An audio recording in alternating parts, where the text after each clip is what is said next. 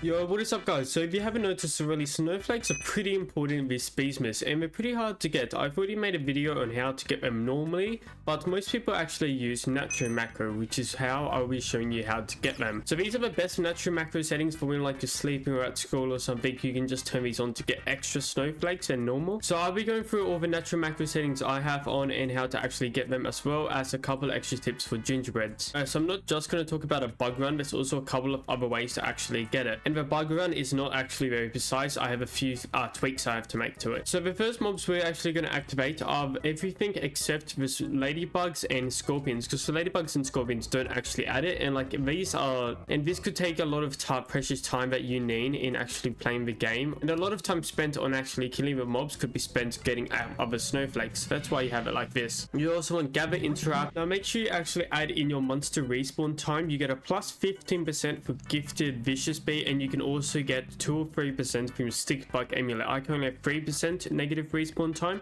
so 15 plus 3, that's just 18. So I just put in 18% respawn time in there, and this will go a lot faster because it makes all my mobs spawn a lot quicker, which with loot luck is actually really useful. Now other mobs you want to turn on are just your bosses, whichever ones you currently want, but most people don't macro for more than one night, so I don't personally turn these on. You can if you want. However, coconut crab, stump snail and commando don't actually drop them, so it's just king beetle and tunnel bear. But yeah, the last mob I want you to actually turn on is Mondo, as Mondo has a small chance of giving a couple of snowflakes.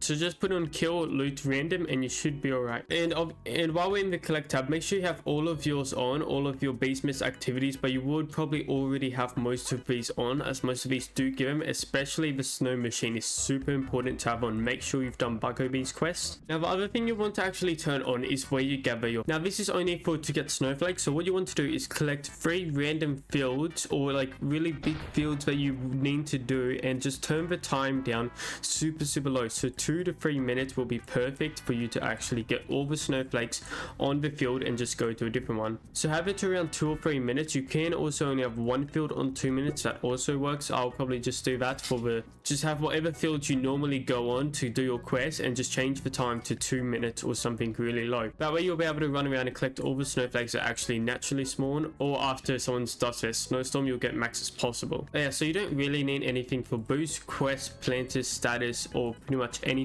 else besides these 2 tabs. And there's honestly not that many ways to actually get the snowflakes through macroing. These are pretty much only it. Just gather on the fields as well as your snowstorm and your mob, so make sure you don't include scorpion or ladybug into it. And if you need to grind snowflakes manually, the retro game is actually a super good way to actually get snowflakes, so try to do that if you don't want to macro them. That's also a really good way. Anyway, that is all for this video, so please go ahead, like, subscribe and check out my other videos, and I shall catch you all in the next one. Goodbye.